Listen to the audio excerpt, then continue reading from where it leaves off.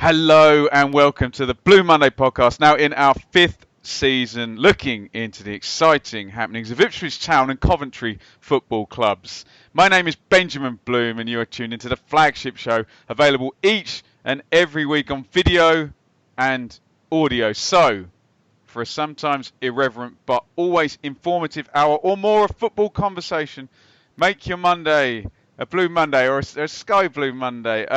Mikey, are you feeling Christmassy? You've got some lights behind you that you've managed to get into the shot.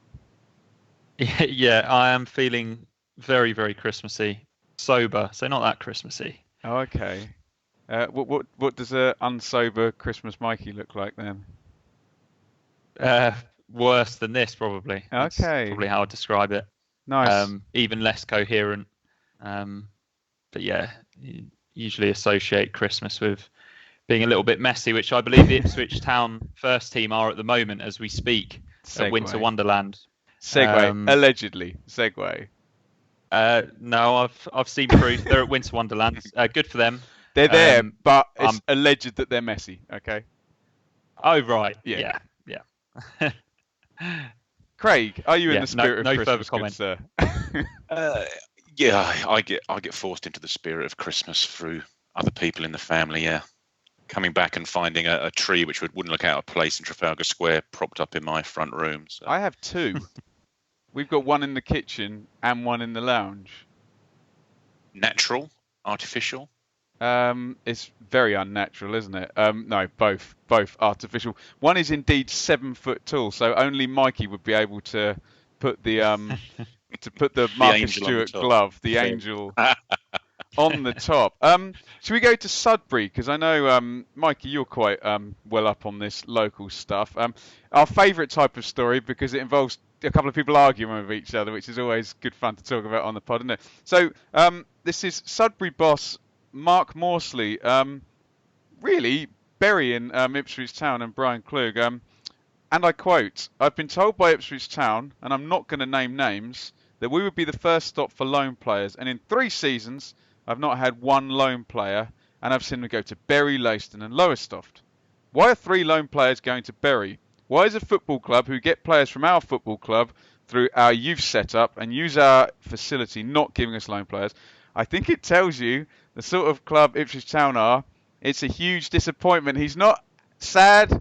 He's not angry. He's disappointed, Mikey. Disappointed. Which, as we know, is the worst of all 3. But we're making fun of this. But talk to me about these quotes and this relationship and the actual importance of the way Ipswich interact with small local clubs.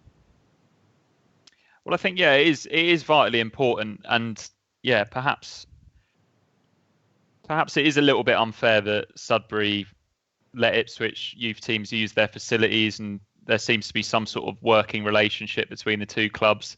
And it is important that Ipswich does what it can to promote the local clubs in the area. And Sudbury, I mean, they're quite a big one as well. They've been in FA Vase finals at Wembley, but come on, like if you want something at this Christmas, it's just whinging that you never get it. Is that really the right way to go about it? Because if Sudbury weren't top of the order for where Ipswich youth players are going to go to before he came out and said this, they're certainly nowhere near it now, are they? It just seems a bit childish, and if it isn't a particularly good look for Ipswich, it's a really bad look for Mark Morsley. And I'm not going to say AFC Sudbury because he's probably come out and said it. I'm not sure he's speaking on behalf of that football club. Craig, do you agree with these types of arrangement? You know, you see like every Man City player go to Girona and vice versa, and Chelsea and a Dutch team whose name I can't remember. Do you agree with this type of arrangement? Do you think it's useful, or should it be on a player-by-player basis? I think it's been proven to be useful, hasn't it? Obviously we're at a slightly smaller level than sending our guys abroad to play in European leagues. But as we saw from Wolfenden going to Swindon, it just does these guys a world of good to play football that means something to somebody.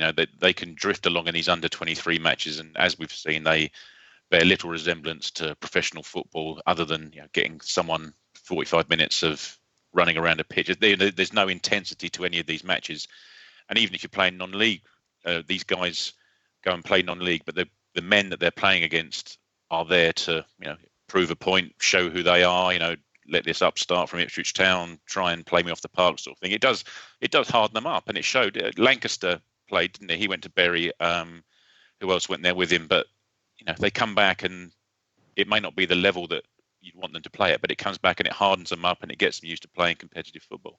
Interesting. And I think I possibly agree with Mikey that they might have just gone to the back of the queue for whoever the next good player I don't is. think they'll be sending a minibus full of youth team players up the A14 anytime soon. I don't think, will we? No. And just another thing on that, Ben. A lot of the local football clubs really did well out of Ipswich doing badly a couple of seasons ago. So it probably doesn't.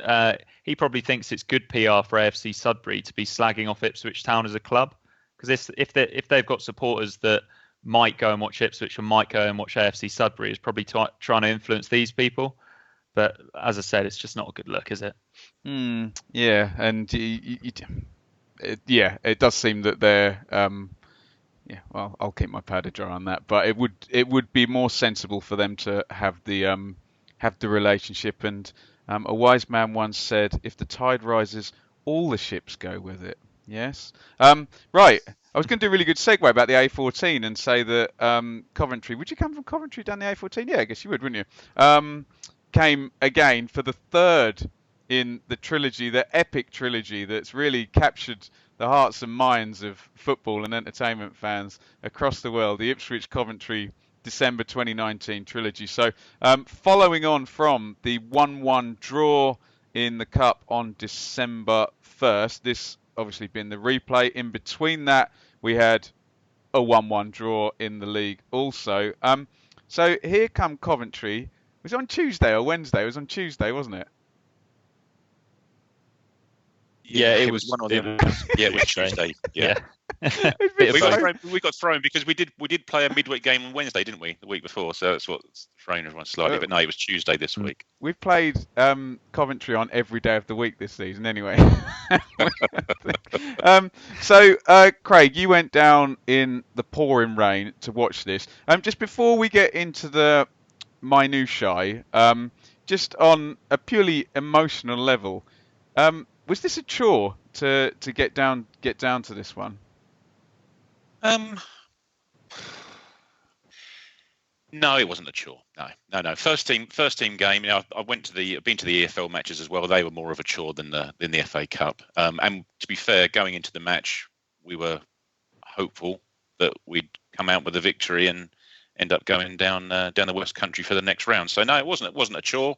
There was a half decent smattering of people. Obviously, it doesn't help that the stands are shut for obvious reasons. No problems with them shutting the stands, but it doesn't add to the atmosphere. And I think there was a flat atmosphere added to our very, very flat 4-4-2.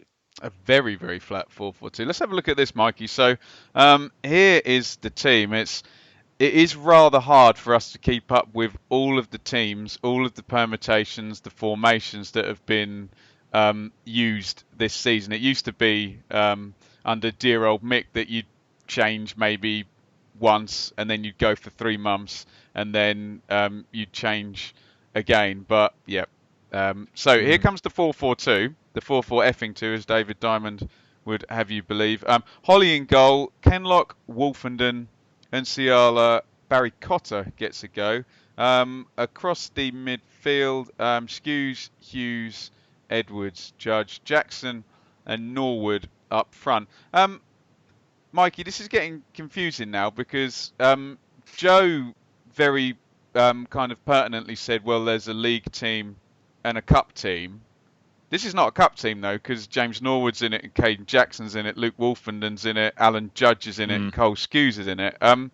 Where are we with this now? What is the... And you can both elaborate this in relation to the Bristol Rovers game. But this feels like, and Joe was right about that, by the way, but this feels like neither nor, doesn't it? Yeah, I think we've got to the stage now where Lambert doesn't know which team is which. And apart from, can you go through that back four again? Because it was Kenlock, who was the centre back? Wolfenden and Nsiala. Okay, yeah. So it's just confusing, isn't it? Because it's sort of half the players you'd expect to play if we were putting our best team out, whatever that is, and then half of the ones that are trying to get in and trying to get a run of games that just aren't it.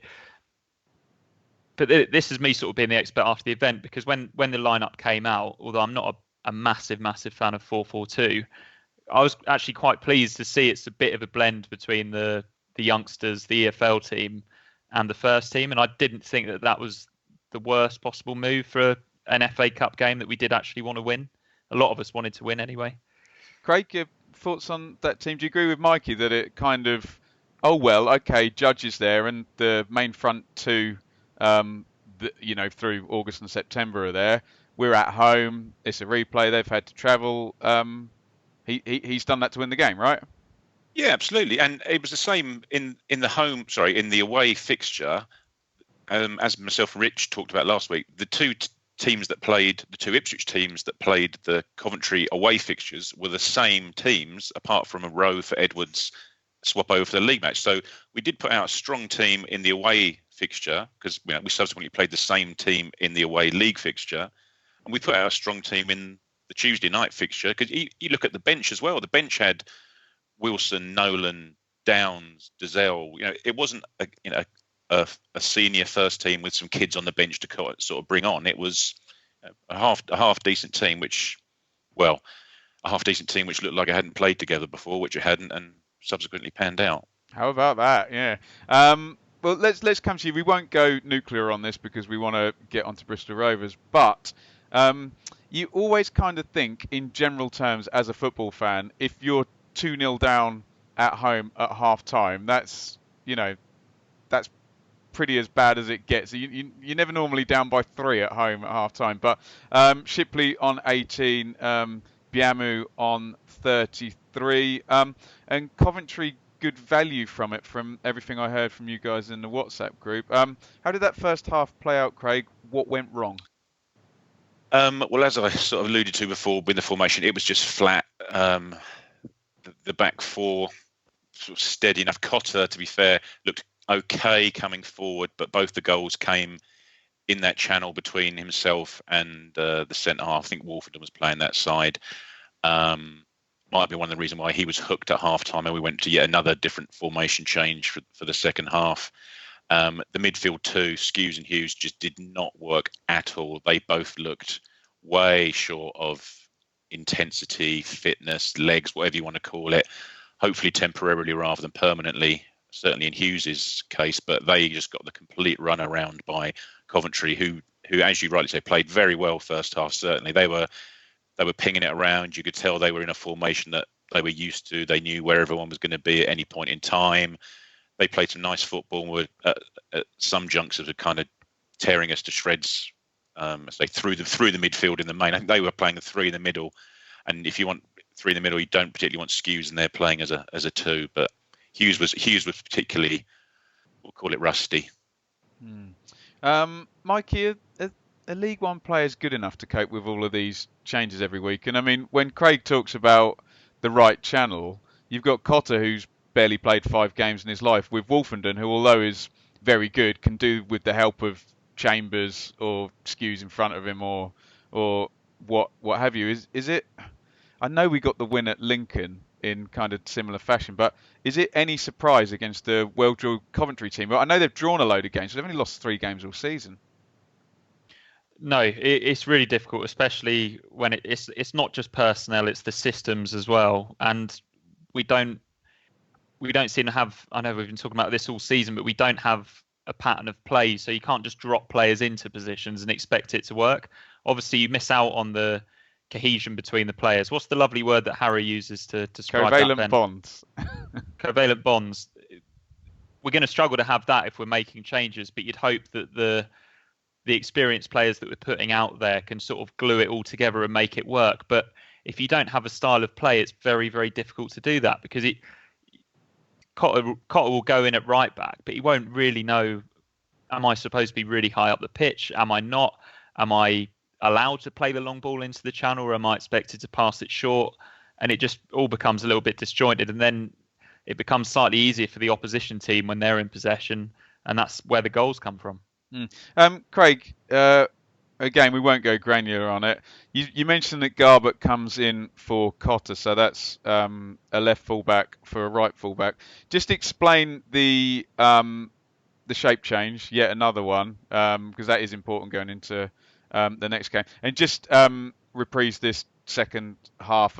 Lambert was kind of he praised the second half. What was your view? Explain the shape change and then give me your view on the second half. Yeah, I think he praised it more in terms of it was better than the first half, rather than it being of any great shakes. As you can probably expect, I think the Garbutt came on. We then went three at the back from memory. I think Kenlock just dropped into that back three alongside Enciala. Which he's not bad at, actually, is he? Yeah, that's right. Yeah, he's perfectly adequate. I think it's similar to, like, maybe not when Derog Jonas was around. You know, he played that left side. Almost looked like his best position, didn't it? Yeah, absolutely did. I'm not saying that's Kenlock's, but you can certainly do a job there, and he gives you that balance being left-footed. I say that he then had Garbutt in front of him as left wing back. Edwards was right wing back. Kept the two in the middle. Then we sort of had Judge in there floating around. But it just didn't work. It similarly just didn't work. We're still playing. Yeah, another formation change. We're now gone to three at the back, or five at the back, however you want to call it. But we huffed and puffed.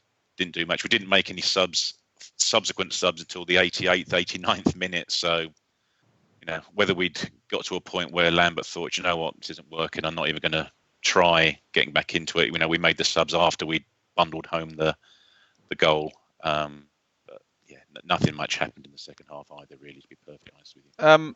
Is that Mikey, that 88th minute substitution? It was Nolan and Keane for Judge and Hughes. Is this harking back to that Sheffield United cup tie with Mick and Chris Wilder basically at about 70 minutes going 1-0, all right? Yeah? No, sir? Okay, fine. Mikey? Yeah, I think maybe Lambert was protecting himself a little bit from... He would have taken a bit of flack off the fans, I think, if he didn't make any attacking changes after we got back into the game. But yeah, to me, it seems like he was more than happy to go out of the cup competition, rightly or wrongly. And those substitutions were just a bit of an afterthought, weren't they? Just throw on another attacking player and see what happens. But nothing happened at all, did it, Craig? I saw that there was 5 minutes added on, and then the next time I refreshed, it was the end of the game and nothing happened. That's right. And I say, especially as I was saying about the first half, that to my eye, Skews and Hughes both really struggled in the centre there. And we had Downs on the bench, we had Dazelle on the bench, we had Nolan on the bench, and we didn't bring any of those on to freshen it up more than anything else, add some real legs in Downs. If we were that interested, 60 minutes in, get Downs on, create some havoc, get stuck in, let's try and drag the team up the pitch and get something done. But I say it didn't happen. Whether we just then started using it more as an exercise to get some minutes into people's legs, Hughes especially, I don't know. He did play the whole 90 minutes, didn't he, I think? No, apart from 88. Yeah. Can both of you guys, just quickly before we move on, just reflect on the FA Cup this season? Because we've played 4 games. We've finally got the win up at Lincoln. The general sense of dismay at the teams that have been selected at the not getting the win then at home to Lincoln. Then the huge surprise of the last-minute winner and Judge scoring at Lincoln. And then Coventry Way, remind me, that was a very late equaliser, wasn't it? For them it was, yeah. So that disappointment then. Are there any positives from the FA Cup this season, Mikey? Obviously breaking the nigh on 10-year hoodoo, but if he could go back, Lambert, and do the FA Cup again, do you think... I'm sure he'd tell you he'd do exactly the same thing, but any gains from this cup run? I suppose because of the fact that it went to replays, we had more opportunities to try and get something to work. And I think it shows that in the Coventry games in the second round, Lambert went for a much stronger team than he did against Lincoln. And I think it is because he was hoping to stumble across something. That didn't happen, but Alan Judge got his goal. Hughes had more minutes, and maybe we learned a little bit about players, or we learned about the positions that we need to strengthen in rather than anything else, rather than nobody sort of popped up in these cup games and really showed what they're all about. I suppose Will Keane, it was useful to him. Dazelle as well. Yeah, I would have liked Dazelle to have played in the second Coventry game. So it was like a real run of games for him. Obviously, he came in as we all expected he would in Saturday's game. But yeah, perhaps it would have been a good move to get Dazelle having a proper Saturday, Tuesday run of games. But yeah, there's not a great deal of positives to take from it. But yeah, small improvement on previous years, I suppose. And anything on that, Craig? Yeah, as I say about Dazelle did play. He played the 2 Lincoln games, didn't he? He then played the 2 Coventry games, including the league game, and then had a gap for this Coventry game. So he did get a run of 4 games in a row, and then missed out the midweek game and played again first half or so yesterday. I suppose the positive is we're not going to lose in the third round this year. Fair, absolutely fair. And the fixture gods, I don't know whether you guys think this is good or bad, have taken the Exeter Leasing.com game, which was due to be the midweek. I think it was scheduled for the 8th, and I'm struggling with my dates here, Saturday 4th, Sunday 5th. Wednesday. Sounds like the Wednesday, and they've moved that to the Saturday. I suppose that makes some sense, Craig, but I'm sure if you polled lots of Ipswich fans, they'd rather have a league game in there and do what you do in the midweek. But makes sense to use that empty Saturday, right?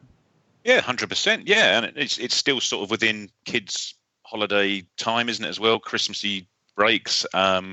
Whether many people will make the trek down there, I don't know, but I'm sure there's going to be more people making the trek down there on a Saturday than there would be on a Wednesday night. I've had a look into it myself. On the train, it's not ridiculously expensive to get down there on the train, and so I'm sure people will be making the day of it, just one last day out before they head back to work after Christmas. I say it's not very often that the footballing administrators come up with decent, logical ideas, and this seems like an absolutely obvious thing to do, and it's good that they're out the cup and we're out the cup and we can do it. It just sounds perfect. Mikey, given that you're at Wickham on New Year's Day and there would have been a 7-day gap, it's going to be does it kind of weirdly lessen our chances of winning the game now, because there would have been that empty. Assuming we'd still lost the Coventry and they hadn't moved the game. Did you see what I'm saying? Sorry, do you mean the win the EFL Cup game? Yeah, in the leasing game, now it's closer to the Wickham game. You assume that it will be a weaker team because all the strongest players will play on New Year's. Do you see what I'm saying? Assuming we'd still lost lots of ifs and buts. Of course, here. I take your point, but Lambert did say after the last leasing.com game, whenever that was, that Peterborough, he would. Yeah, he did say that he would carry on playing the young players down at Exeter. I don't know at what stage of the competition he changed that, but I think we're going to see a very different team in that game as to what we'll see at Wickham and the week after. And to be fair to the kids, they deserve it, don't they? They went away to Peterborough and got a draw and ended up winning the penalty shootout. So I think Lambert's getting out of it, that competition, what he wants to get out of it, isn't he? In terms of getting kids some proper time. Yeah, I'm just foreshadowing. Could be a game for Teddy Bishop as well. That'd be nice, wouldn't it? Yeah. Well, more on him and Sears in the Bristol Rovers game. You can just see the peak Ipswich thing to do would be to kind of get within one penalty of Wembley and then still not even just for the trip, even if you're going to go there and lose, to finally tick off and not be one of the there's like 8 teams or something that have never played since it was redeveloped. But there we go. It sounded a bit cynical then, didn't I? And Ipswich Town Twitter was on full cynicism alert as we go to Bristol Rovers at home on Saturday. So here come Bristol Rovers in very good form, it has to be said. And I do think there's a bit of an issue sometimes at this level. I know we knew everything about Derby and Forest and the teams we'd played a million years running, but I think sometimes there's a bit of a sense where people judge it on name value and don't actually look and see, oh, hang on, this team's climbing up into the top 6 and on good form. Obviously, we expect to win home games in this division, but sometimes the element of surprise is a little bit befuddling to me, because I'm like, well, they're on better form than us at the moment, and coming to us in a good place. 3 straight wins, 5th in the table, and went into the game 5 points behind Ipswich. So here we go, and here comes Joe's 4-3-3 that he's been advocating for a while. So Holly retains his place in goal. I'm stuck with the rhyme or reason to keeper selections now. Garbett is at left back. Cole Skews is going to play at right back, which we saw in the pre-season friendly at Notts County for the first time. Although Dave assures me he played there for Bristol City before. Wolfenden and Wilson are the remainder of that kind of back line, keeper and back four. Craig, Skews at right back and Holly in goal. Please explain. Oh my lord, Holly in goal. No problem with him being in goal, but as you say, what's the rationale? A toss of a coin. Who knows? No idea. Not a clue. And what about Skews at right back? Given I know Vincent Young's clearly the best right back and a very good right back. Cotter had a go, didn't he? Yeah. I just wonder whether, obviously, Donessian was injured, wasn't he? Ill. And I wonder whether the midfield three that ended up playing were always going to be the midfield three, given it was the same midfield three that had played quite well at Coventry, and Skews was going to be sub again, but then had to fill in. Yeah, I don't think it disrupted the team too much in that respect. Okay. But I also wonder whether, because Cotter was taken off at half time on Tuesday, whether he may well have got a game had he not done quite so poorly on Tuesday against Coventry. He could have found himself in the team, it being a natural right back. But there were a couple of permutations. We could have put Wolfenden there and brought Enciala into the middle. Yeah, whether there wasn't a perfect solution to this. And I do quite like how he's managed Wolfenden, where it's no, you're centre half. I'm not moving you about, and you get the Freddie Sears disease of the most useful guy is the one that always ends up kind of having to sacrifice for the team. Mikey, we get the what seems to be a really nicely balanced midfield three on paper, in respects of you've got Downs as your kind of defensive insurance, you've got Dazelle as your playmaker, and you've got Nolan as your number 8 and your glue, and obviously a couple of nice left feet in there. And then a front three, so to speak, of Jackson, Keane and Norwood. How did this those two blocks of three look on the pitch? Did we have a central fulcrum and 2 guys wide, or someone dropping in as a 10 and 2 guys tight? Explain to me just those 2 areas of the pitch, the midfield three and the front three. Well, the front three was slightly more obvious, that Keane was the one that was dropping in a little bit deeper most of the time, but Jackson and Norwood weren't playing too wide, and they were quite interchangeable. We saw Jackson get crosses in from the left in the first half and then crosses in from the right in the second half, so I think that they were just fairly interchangeable. In the middle, I suppose it was sort of, it did seem quite flat and quite narrow to me in the center of midfield. I feel like Nolan and Dazelle both want to do quite a similar role, and yeah, I don't know if Craig you can try and explain that midfield three, because I spent most of the first half trying to work out. I was still trying to work out if we were playing 3 at the back or 4 at the back for a lot of it, because Garbett was playing much higher up the pitch than Skews, but then sometimes Skews was getting caught really high up the pitch as well. Yeah. So it did become obvious towards the end that it was a back 4. Sorry, Mike. I think the reason why Garbett was getting further up the pitch is because you had to get further up the pitch, because there was no width, was there, in that central midfield three, and it's the same issue we had in the Coventry League game away in the second half. We took off both of our wingers, and all of a sudden you've got Downs, Dazelle and Nolan not only having to do the central midfield three job, which they'd done perfectly well in the first half of Coventry, they were now having to filter wide and sort of cover wing backs and cover wide midfielders for the other team. And it sort of just, to my mind, that dilutes Flynn Downs as a central midfielder. You want him right in the midst, right in the middle of everything that's going on. If he's, looking over his shoulder at having to cover for Garbutt because someone's bombing down the wing towards him, rather than getting his job down the middle, I thought it was just far too narrow, certainly for the first half an hour of the match. Just in total, as you say, Jackson and Norwood weren't playing particularly wide. Keane was the guy that was, as you say, again, dropping a little bit deeper and letting those two narrow up a bit. But we just had no width, and it was reliant on Garbutt on the left and poor old Cole Skews on the right to plough up and down. Yeah, because it certainly wasn't an easy game to come in at right back because he didn't have the hard working right midfielder in front of him, and then he was also expected to get forward and essentially be the right wing back as well.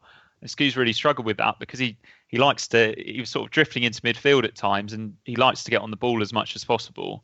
But then going back towards our own goal, he's got the legs, but he doesn't really have the turn of pace to get back in quickly. And given the level of information that people will have on Skews, particularly because he's played a billion games, and Garbutt as well, you would think tactically, as soon as they saw that team sheet, the switch of play, and I don't know if it planned out like this, would be really useful either side, because on one side you've presumably got a right back who's not going to want to come forward and generally be too deep. On the other side you've got one that's going to be trying to make up for the other one, and you should be able to get in behind. So you would assume that Bristol Rovers would have had that scouted, and Harry always used to talk about balance, but two very, very different players at fullback.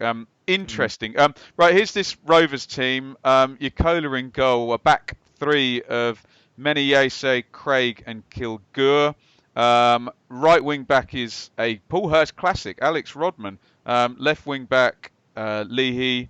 Midfield three, again, into your point about our midfield three. Well, they're up against a well-drilled midfield three, Clark, Upson, Sercombe, Smith and Nichols up front. And we're going to have more from Nichols, Craig, straight away in the 4th minute, because Rovers are going to take the lead. Yeah, and it's a appalling goal, isn't it? It's just a pretty bog standard throw in about, 40 yards out, down our right hand side, so down Skews' side. The throw comes into the box. Wilson loses out on the initial header, which drops more centrally into the box. And what their player does quite well is that he sort of peels off and goes around the back of their player, whereas Wolfenden's, who was supposed to be marking him, is having to go goal side, and the ball bounces in our area, which is another cardinal sin, as we all know. And I don't know who their player was, but he shields it quite nicely. Actually, he sort of keeps our player away from the ball, and it Clark, drops on he drops on the half volley, doesn't it? Pretty much on the penalty spot, and he just lashes it in with no one near him. Holy didn't stand a chance. It was a poor goal. I say the ball. We lost the first header. The ball bounces in the area. We get held off, shielded from the play, and I say it's middle of the goal. Sorry, I might have erroneously said Nichols instead of Smith. Then Smith was the Nichols got the assist and Smith put it. Anything to add on that one, Mikey? Bad goal, good finish. Yeah, I mean, Dazelle was sort of caught ball watching for me a little bit. I mean, it wasn't his man and possibly not his responsibility. But when you see your teammates losing their men, your first instinct has to be to bust a gut to get in. And if you watch it back, he's just sort of watching the ball and slowly trotting back. Really poor goal to concede, but a really nice finish. And that's something that we were talking about when we were winning games 1-0 every week earlier on in the season. Dave in particular was saying everyone's crap in both boxes in League One. But I think we've started to see recently that maybe we were just getting very, very lucky. And now they're showing that maybe they're not as bad as we thought they were in the final third, especially the teams that are high up the table. It was a really, really good finish. Absolutely. We're going to go 2 down within the 23rd minute here. Nichols is going to add the second. Mikey, take us up to and including the second goal. Do the second goal for me. But What was the response like from Town? Was it, oh, we've been stung, let's get our foot on the ball, let's try and get back into this, and or were they a little bit shell-shocked? No, I don't think they looked shell-shocked, to be honest. And I think, if anything, the mentality would have been, come on, let's just keep playing like it's 0-0 and let's try and play out the plan from the start. And we were throwing a lot of bodies forward, and I thought Bristol Rovers looked pretty shaky at times. And I actually said to my mate who was sitting next to me that they're not very good at the back, Bristol Rovers, and I thought it was only going to be a matter of time before we started creating some big chances. But then, yeah, Dazelle was a bit cumbersome in possession and got swept aside. Skews then failed to stop the left winger from crossing it, although in Skews' defence, he ends up just switching it over to the right winger. And then again in the final third, really nice from Bristol Rovers. The player out on the right, have I written it down? Rodman. Yeah, Rodman lifts in a lovely ball across Great the face, ball that, and then Nichols has come in from the back post. It doesn't look good on Skews again. Perhaps Wolfenden could have gone across, but he's just got the run on both of them and headed it in, and there we are, 2-0 down, despite looking really dangerous whenever we went forward. I think you're at 6s and 7s as well sometimes, when the ball's gone from one side to the other and then back again, and no one's reset. And you're talking about the narrowness as well, and kind of vacated sort of gap in the left back area. Well, there you go, chickens coming home to roost there. Again, I'll ask you the same question, Craig. The response from 2-0 seemed to be a tad better, and take us up to the Norwood goal on 37. Yeah, it was actually. Just quickly going back to that second goal, neither of our fullbacks came out that particularly well. Neither, as Mike is saying, neither fullback sort of stopped their either pass or their cross really. But there we are. But yeah, no, the response from us, it was good, and the crowd started to get behind us, and there was a couple of flashes of the ball across the goal. We had a chance. It was it was pulled back by Jackson, and I think Keane and Nolan sort of converged on it together, but Bristol Rovers were throwing themselves in front of shots. Their goalkeeper made a save. He was coming out and missing the ball, and it was getting looped back, and he was tipping it over. There was a period in time where we found Luke Wolfenden found himself down in the left wing position. Had a little drag back or a back flick. Jackson, I think, had a shot. Garbutt had a shot. We were having plenty of shots, but not necessarily clear cut shots. But we were starting to pin them back in their half. And then, as you say, then the sort of goal materialised from that pressure. Downs over on the left-hand side near the dugouts, Downs scooped the ball over. Use the word scoop there, definitely. Well played. Oh, absolutely. Yes, quite. Scooped over. But I think what this goal sort of highlighted was, if we play with a bit less caution and a little bit more urgency, we can get past teams and through teams and around teams, because Downs scooped it over their player. Garbutt, first touch, cushioned it, volleyed it. Great touch, cushioned volley outside of his left foot, down the wing. Jackson, as Mikey was saying earlier, was on the left wing in this occasion. He hits a first-time cross on the half volley with his wrong foot, which is a beautiful cross.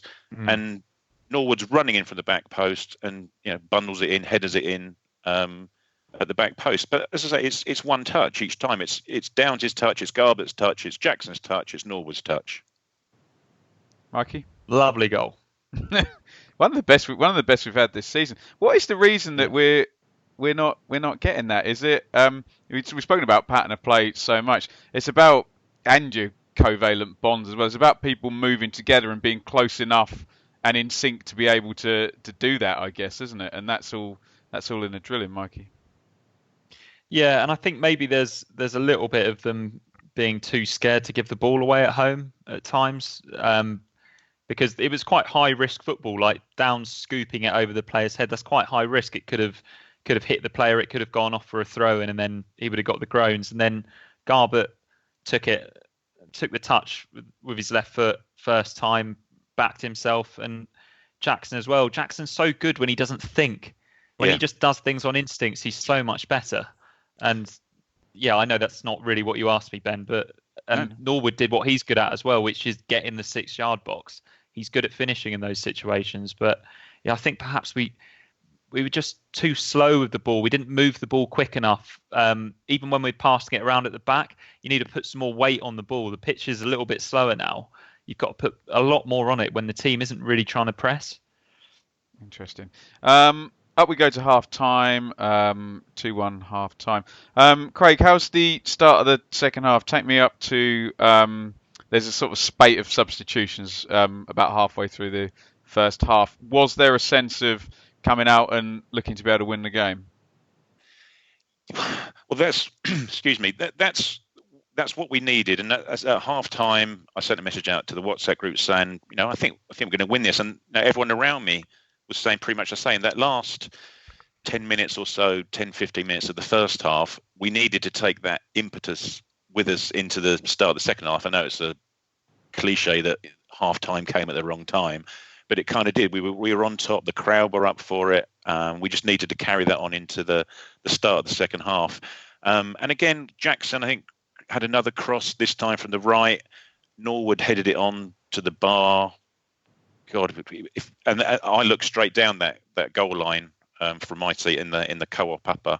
There was an offside given, but I don't know if it was Norwood who was offside, because it was a cross rather than a forward pass. I didn't see how he could have been offside. So, but he missed from a couple of yards out, hit the bar. Again, I think Jackson sent another one across, which their keeper pushed round the post, and we were rushing in at the back. So yeah, we did. We had a period of 5-10 minutes in that start of the second half. We had a bit of pressure, but nothing really came of it, and then it just started to fizzle out, really. Here comes Judge for Dizelle on 65. Rovers react. Adebayo comes on for Smith up top. Take me up as well, Mikey, to the red card. Clark gets his second yellow on 77. What influence did Judge have, and how did that change the shape? Well, it obviously changes the shape, because it's impossible to play any sort of flat formation when Alan Judge is in it, because he just wants to go everywhere. Yeah, tell us what position he was playing in, Mikey. When he I have absolutely no idea, but I could see why he came on and did what he did, because it did feel like a lot of the time Dizelle and Nolan are both quite guilty often of drifting in and out of games and not involving themselves and not getting on the ball and not making crisp passes, even though they're both very good at it when they do. I think Judge maybe saw that from the touchline and thought, I'm going to get on and I'm going to demand the ball off the defenders, and then I'm going to try and link up with the 3 strikers that we've got on the pitch. But it was just the usual huffing and puffing, and it didn't really come to anything. Some of his longer passing was a little bit off. Didn't really make a big impact, but as Craig had already sort of alluded to, the game had sort of already started to fizzle out at this stage. And I think, we were perhaps crying out for a change of formation rather than just a change in personnel at that stage. Interesting. So the red card goes down, Craig, on 77 for Clark. What was the approach, 10 vs 11? And tell me about this substitution that then... This was just bonkers. They got announced, but not announced, but not completed. Yeah. Well, it was a funny one, and the red card itself. That there were people around me who were sort of scratching their heads of why has he been sent off. But it was, to be fair to the referee, and I thought the referee had a half decent game. To be fair to him on Saturday, I didn't really notice him too much, which is always a good thing. Yeah. And very short. Yes, he was short. He looked quite buff as well. So. I think it was fine. It was Clark that got sent off, wasn't it? And he'd previously got a yellow card just for getting involved in something that had literally nothing to do with him. Downs had taken someone out near the touchline, near the dugouts, little bit of pushing, and all of a sudden he comes steaming over and starts, puffing his chest into people and things. And he's the captain of their team, so he got a yellow card for that. Fair enough. He then got cleaned out at some point or taken off injured. I think it was a period in time where they had 2 guys down, didn't they? And we were breaking up towards the other end. And he was one of those 2. So he had a bit of treatment on the pitch, went off to the side, ready to be called on. And we were having an attack. They then started to break on us, and he just decided to walk on the pitch and take a touch and make a pass, which is, I think most people sort of know, it's just a standard yellow card. You can't just start entering the field of play, etc., etc. So the referee's well within his rights to give him which happened to be a second yellow. And then he decided that he'd have an argument with the ref, the lino, the 4th official, everyone else but himself, to be sent off. So yeah, it was one of the strangest second yellows. I don't think I've ever seen anyone booked for that, let alone second yellow sent off for it. But it was the most bonkers 2 minutes of football ever, wasn't it? Because when we tried to make the substitution but then didn't Bristol Rovers make one, and the referee made their player go off at the Sir Bobby Robson stand end? And yes, I haven't seen that happen yet this season. And that was someone's tweeted the guy walk. I won't comment on that. It was the point in time where the North Stand was starting to bay for blood, and you think, Christ almighty, mate, thanks very much, ref, for making me wander over there. They're just starting to get the hump, shall we say, and you've got Bristol Rovers player having to walk off right in front of them for 40 or so metres. But I don't, in terms of our sub, I didn't know whether, because I say it was announced on the tannoy that Giorgio's coming on, etc. And then he'd taken his tracksuit top off. He's ready to come on. Then his tracksuit top went back on. I just didn't know whether the ball hadn't gone out of play or whether we decided, oh, hang on a second, they've had someone sent off. We now don't want to make that substitution. But Rob Chandler sort of jumped the gun a little bit in terms of calling it. Interesting. It was a little bit strange, because it did seem that it was Bristol Rovers that were making the substitution first. They had the player up by the 4th official, and Giorgio was stripped and ready. And like you say, it did look like Rob Chandler had jumped the gun a little bit. But if they were going down to 10 men, even more reason to bring Giorgio on, I thought. Nolan's legs, if they weren't gone, he wasn't working hard enough. He wasn't influencing the game at this stage. So I don't know why you'd leave him on and think, oh, maybe it'll open up now. They've only got 10 men. Because if anything, it makes it harder because they're going to congest the midfield even more. Really strange move, and then leaving the substitution so late again. So 88 Giorgio comes in for Nolan. Was there any sense, Mikey, that the equaliser was coming? No. What a sad state of affairs. So the game. I'm sorry, Ben, but there just wasn't. You didn't really notice that they were down to 10 men. I didn't really take any notes. So you didn't really. Well, when you're playing 3 at the back, it doesn't make a difference when it's attack against defence. And when you're playing 3 at the back and 3 in centre midfield, your default position can be, 8 behind the ball with your wing backs tucked back, and you can isolate the 2 forwards. Okay, so there's 1 up instead of 2 now. Waiting for the play away. So you're right, and. I think one of the good pundits on telly said that about the 10 men thing. Defending wise, it doesn't make a lot. It's attacking wise that's the problem when you've got 10 men, and they'd already scored 2 goals. Just interesting subplot on this. The Bristol Post report after this game that Bristol Rovers manager Graham Coughlin is set to take over at Mansfield, who must pay well because they're a division down. Admitting he had, quote, a decision to make despite beating Ipswich, and that the victory moved them 4th in the table. Just before we go to questions, Craig, quick summings up on a disappointing result.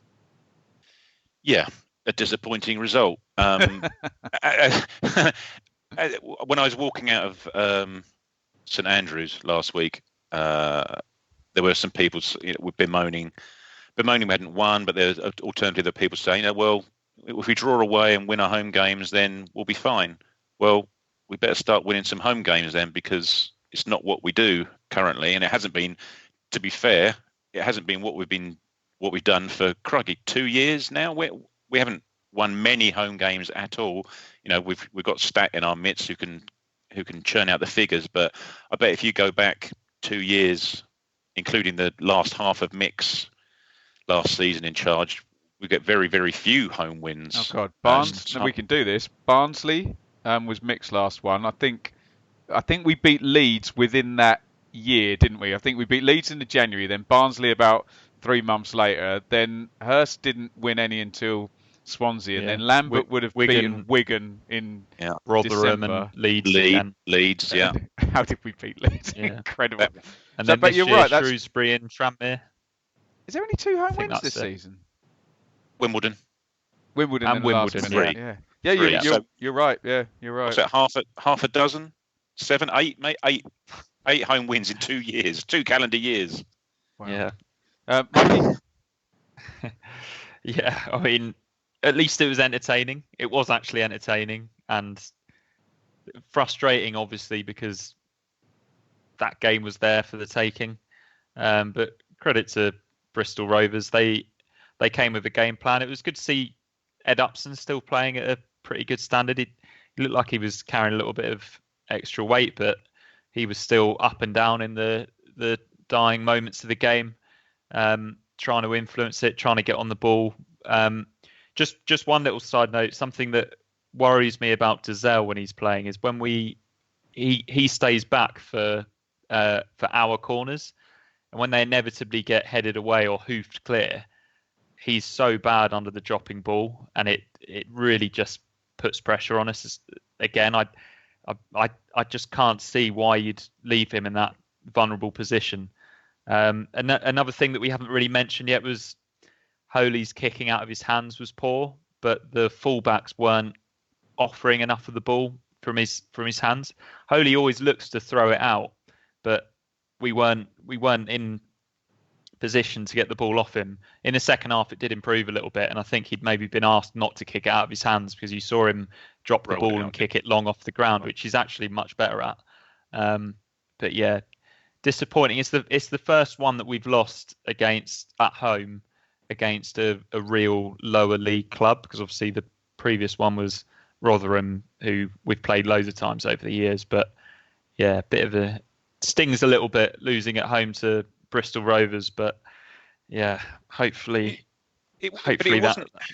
Sorry, Mikey. It wasn't an appalling performance, was it? You know, No, the cold light of day. It wasn't an appalling performance. We did have quite a few shots, but we didn't really. I say, apart from that, like last 10 minutes of the first half, we didn't really exert any pressure for any sustained periods of time. You know, at that point we were knocking on the door. We were having shots. They were flinging themselves in the way of shots.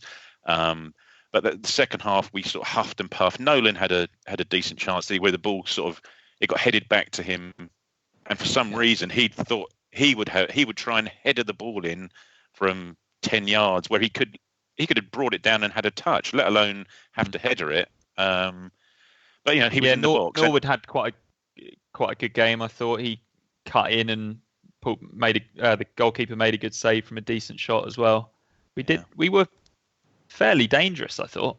Actually, what I must say is just our crossing was appalling, wasn't it? Whether it be dead ball, whether it be from open play. You know, one thing that was noticeable, and because we had 3 strikers on the pitch, was that we did actually have bodies in the box, quite a few bodies in the box at points in time, but the crossing was just atrocious. You know, and whether it be Garbutt's corners, again, you know, he seems to be having one good game, one bad game in that respect. Whether it's dear old Cole from open play, they just could not, for the sake of it, miss the first man on these crosses. Well, and you make the point about bodies in the box. That bodes well for when you can actually get Vincent Young and Garbutt on as fullbacks with 3 forwards, but you have to have Skews and Downs sitting with another midfielder there, because that would be like the most open 3 up front and forwards bombing on, and a number 8 as well. Yeah.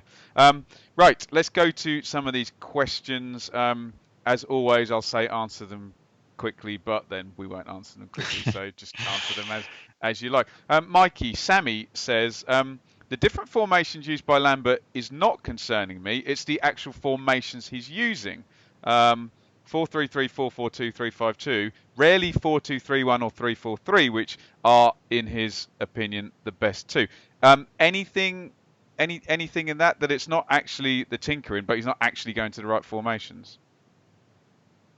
Yeah, I suppose that argument is there to be made, but I think it goes back to Jackson having a fairly good season and Norwood being our number one striker, and now Will Keane being half decent as well. And the lack of wide players sort of for me eliminates playing a 3-4-3. A 4-3-2-1, I'm not really sure how you'd play it at the moment. Maybe Keane could be one of those. He could be one of the ones in behind the striker, but yeah, I think it is. His formation choices does come down to the players that are available, 100%, and who's on form. Yeah. He doesn't seem to have his own formation though that you'd call a Paul Lambert formation, does he? Well, we all thought it was kind of Luton formation now, isn't it? With a number 10, a front two, and people rate basically three centre midfielders raising hell. In the middle behind there, but not no more.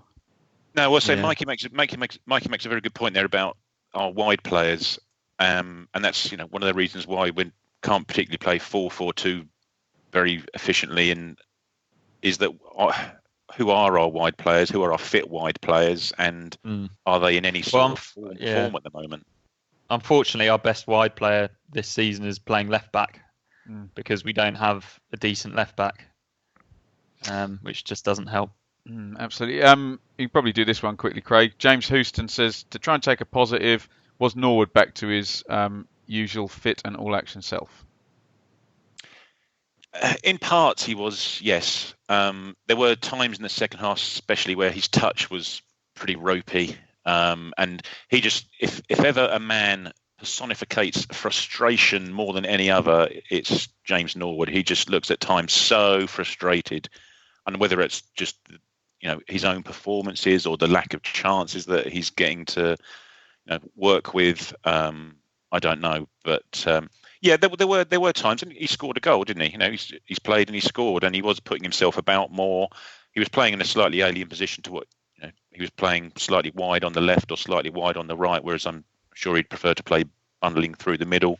But he just seems to have taken a little bit of time to get back from this injury, this operation, doesn't he, to get back into the full swing of things. So yeah, hopefully, fingers crossed, he's got a fair few games coming up now over Christmas, so he'll get plenty of chances to get that sharpness back. Mikey, ITFC Mark says, Keane's touch and hold-up play yesterday was outstanding. Different level. Should be a permanent starter. He mentions about Judge. I think you agree with him. I didn't hear much praise for Keane, but do you agree with Mark's praise for Keane? Yeah, it's interesting because somebody else said that they don't know what Keane does. He at times, especially in the first half, he did look really good because he brought the ball down nicely and actually got his head up and he took his time on the ball. And one thing that Keane is quite good at is he's one of those players that when he does get the ball under control, he does seem to manage to get the space around him and in front of him, so he can pick a nice pass. I just wish that he was a little bit more direct sometimes. I'd like to see him have a shot from just outside the area. He doesn't seem to bust a gut to get in the box and get his feet on crosses. But as he showed in the Coventry away game last week, he can head the ball as well.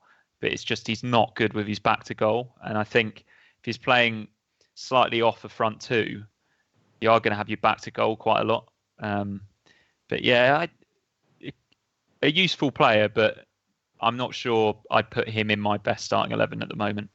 Whatever that 11 is, I couldn't tell you what it was. Well, quite. You wouldn't be hanging your hat on him scoring 15 goals for you, as a central striker, would you, a season? No, it'd be about bringing others in and, what else he bought. And, I do all my championship stuff. And big guy Stockley at Preston, literally his entire job is to play in the three guys behind him. If he only scores 2 goals in a season, it's not an issue. But we're not playing a 4-2-3-1 like that, so that's a fairly redundant comment. And then Premier League, which you're also big on now, Ben. David McGoldrick is Stop it. is doing that for Sheffield United, isn't he? He's I've sort been of to a one Premier facilitator League for the game other in probably attacking players. 20 years, so yeah, not big on that. Craig, Mrs. Nuts asked, and we normally used to get this when we were actually winning. Does everyone need to calm down? And I know she's joking, but it's not just Ipswich fans; it's all football fans. Slightly hysterical reaction to the poor non-winning run at the moment.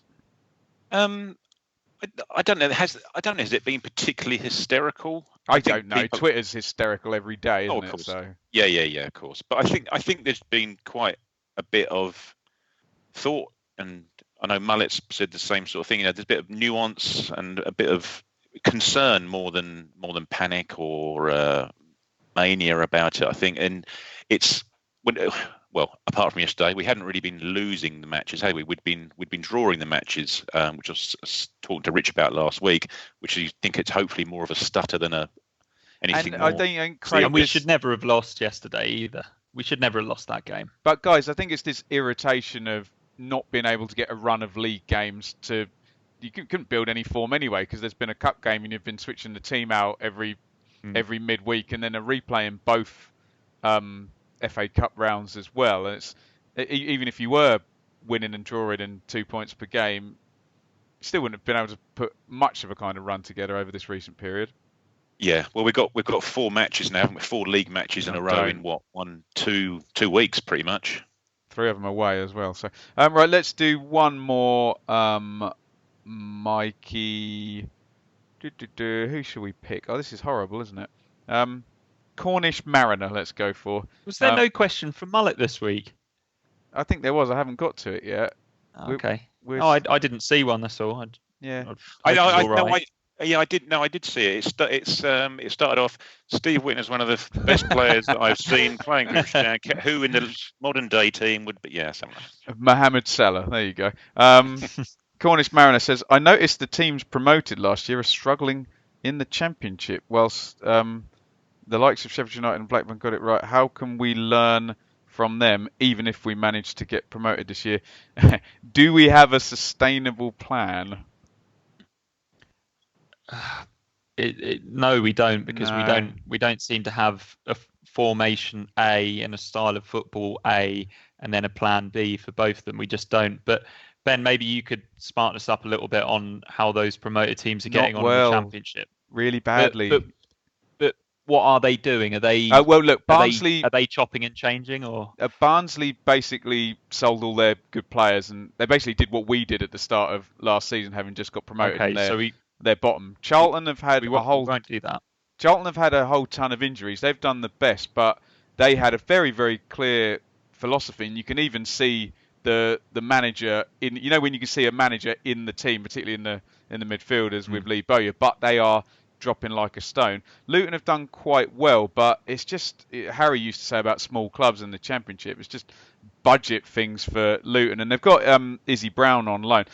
Luton, of all of them, have just carried on doing exactly what they did the division below. But if you kept up, they had a 7-0 at Brentford a couple of weeks ago. So Luton could stay up by winning, say, 14 games. But believe me, if they do that, they'll probably lose well over 20 and have a massive minus goal difference, but stay up because, you know, those games where it worked. But they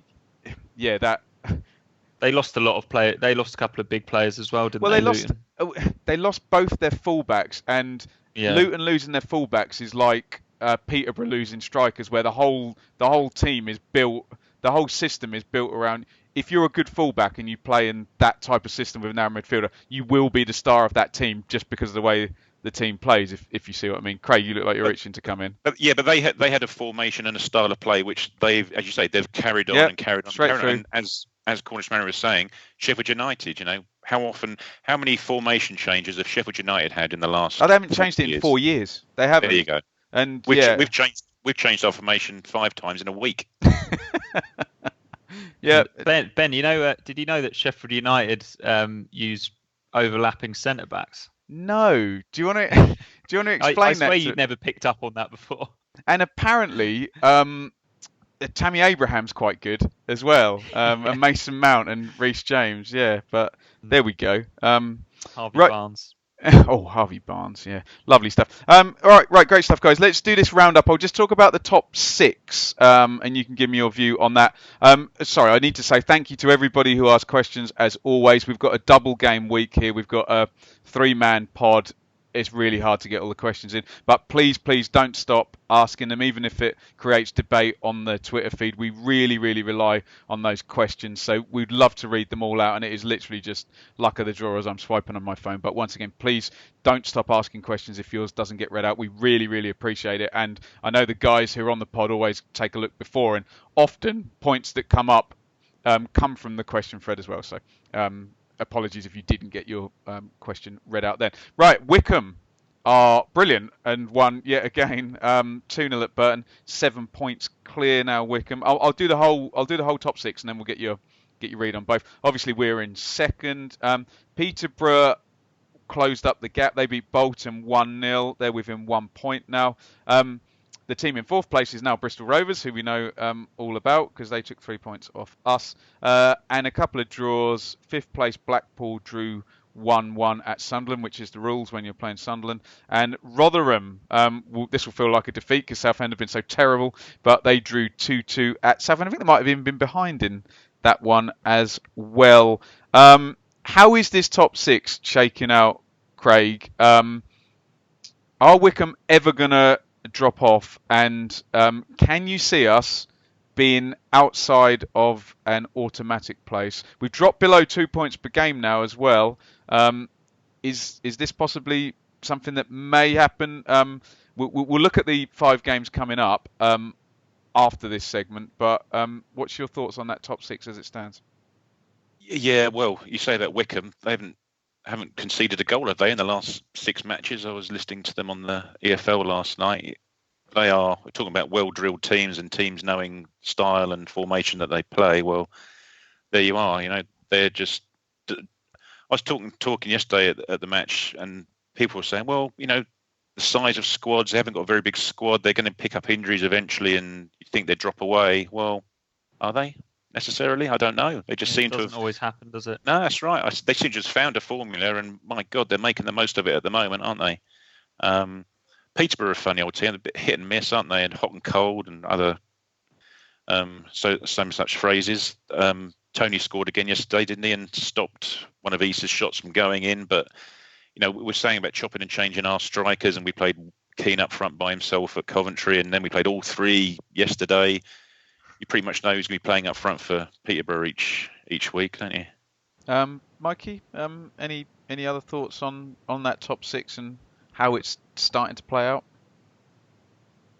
Well, I think we're all still expecting Sunderland and Portsmouth to find their way into it, but perhaps, yeah, having better players than the other teams isn't the be all and end all, and that who knew having a strong tactical plan and a strong tactical plan B could actually be the key to getting promotion, Ben. So perhaps you were right all along.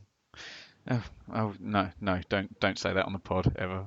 Again, I agree. Anyway, I heard Paul Merson, who does sometimes say smart stuff, say when you win a title or get promoted or whatever, he said, and I know he sometimes says, he said you play well about 10 times, you know, where you really click and you really look good. He said the rest of the time it's the muscle memory and the practice, and you just get by and you just win, and you get difficult games and you just win. And yeah, Wickham might not go away, mightn't they? And that could really be, they could deal us a hell of a blow on New Year's Day. Let's just say Ipswich and Bristol Rovers both do still have a game in hand, but come on, the fixture list hasn't really been our calling card this season.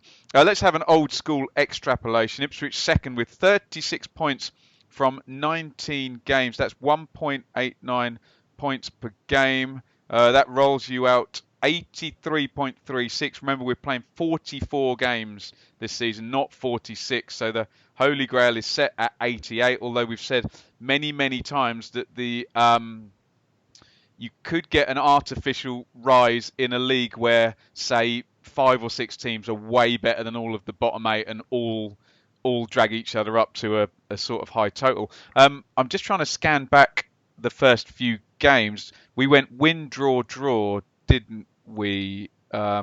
There wasn't a defeat in there, was there? Sunderland, Peterborough. So that must have been the last time it was under 2 points per game. It must have been 2 points per game since after the Peterborough game. I can't remember the exact fixtures, but yeah, it would have been 8 from 4 after the Wimbledon game, I think. Yeah, it was pretty much 2.5 points per game after Fleetwood.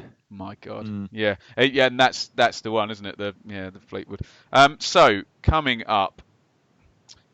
Have a little listen to this. So December 21st, Pompey away. Boxing Day, the Thursday, Gillingham at home. That's the one home game out of these 5. Lincoln away on the Sunday, the 29th. The big one against Wycombe away on January the 1st. And I'll plonk the Exeter one in there because it's just all going to be so close together. On the 4th of January. Mikey, that's a lot of football against Pompey, who you'd expect to be good. Lincoln, who have always, kind of had a bit of a thing over us, haven't they? And Wycombe, obviously, the big team at the top.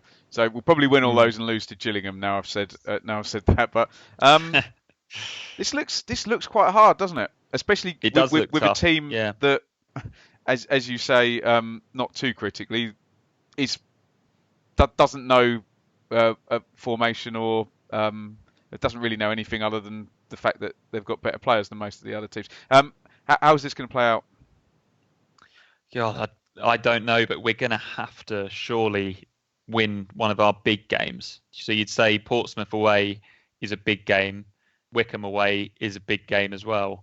We haven't won any of these like big games that we build them up to be. We seem to either draw them or lose them against our rivals near the top. I know Portsmouth aren't in the top 6, but Portsmouth away is about as tough as it gets in League One.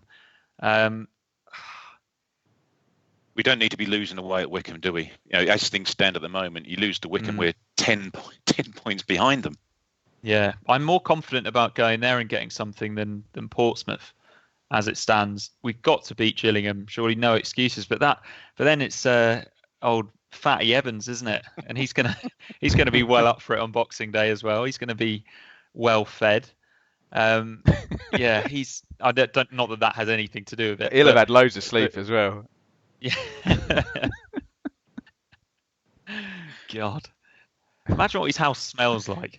I was just thinking of what noise he makes as he nods off on the sofa after his third glass of wine at 10:30 a.m. on Christmas Day. Like walrus noise. How much detritus he has on his down his chest after his Christmas lunch. Unbelievable.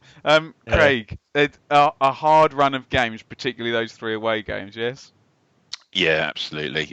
We're going to know so much. But the thing is, a lot of teams are playing each other as well in and around that period. Teams in the top 6, there's a lot of them are playing each other. So I think once we've left Wycombe on New Year's Day, we're going to know a hell of a lot more about where everyone is in that top 6. And I've got a horrible feeling it's going to be even more condensed than it currently is. Do you think if we lost all of them, Lambert's in danger? God.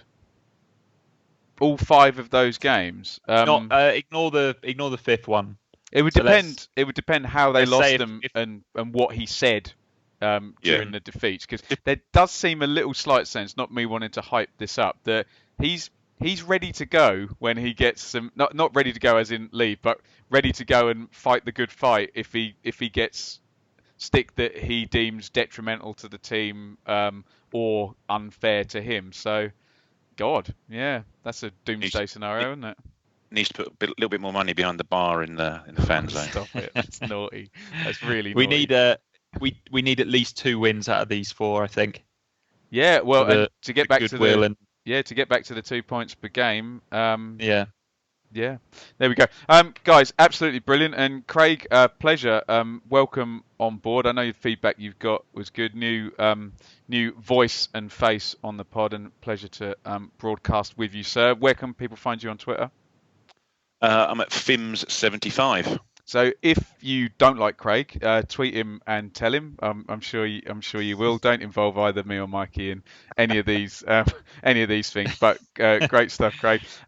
Mikey, where can people find you, and what ways are you trying to get anti-Norwich content into the Premier League pantheon at the moment? You don't do that, do you? No, I don't know why I asked that. Well, no, I mean, yeah, I do. And if I can't do that, then I try and shoehorn archive Ipswich goals into features that have no real relevance to Ipswich.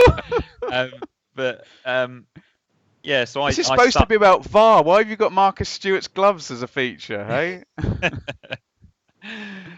Yeah, but what I will say is, everybody that has Instagram, can you follow Blue Monday Pod Team on Instagram? Rich has set up an Instagram account for us. I think we're all going to contribute pictures to it over the course of the season, and then when we're all together, perhaps we'll do a really banterful Instagram story or two as well, which would be good fun for everyone. Sounds good. And I'm at Mikey_Smith13 at Twitter. If you have any questions that you need answered. Particularly about beard grooming, but we always get in trouble for talking too much about beards. So I'll send him more.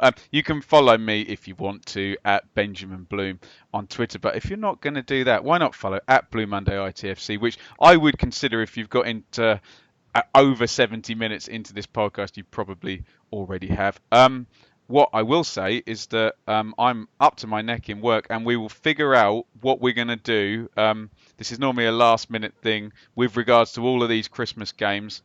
We might go on a different sort of pod schedule and try and just do a post game for each of them, but we'll have a chat, and no doubt Richard will come up with something brilliant, and I'll be absolutely no help whatsoever. But we'll figure it out, and we will get you all the games covered over Christmas, as we have done now in our 5th season for 4 years, etc., etc. Right, thank you very, very much for listening. Goodbye from me. Say goodbye, Craig. Goodbye. And Mikey has a warning for all of you. In these times of political unrest, be careful what you wish for. That proper caught me out, the extra bit.